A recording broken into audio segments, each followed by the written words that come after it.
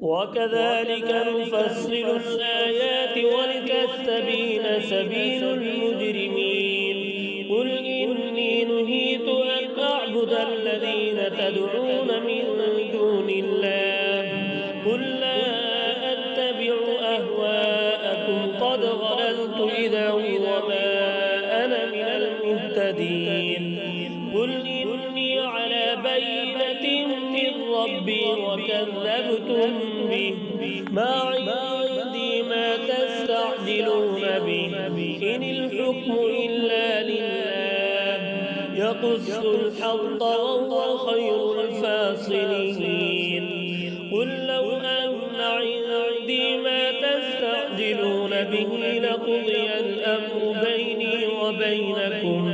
والله أعلم بالظالمين وعنده مفاتح الغيب لا يعلمها إلا هو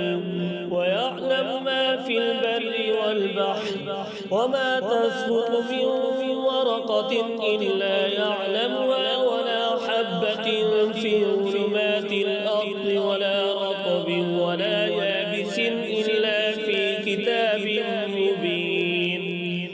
وهو الذي يتوفاكم بالليل ويعلم ما جرحتم بالنهار ثم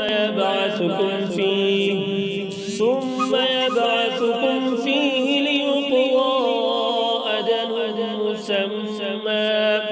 ثم إليه مرجعكم ثم ينبئكم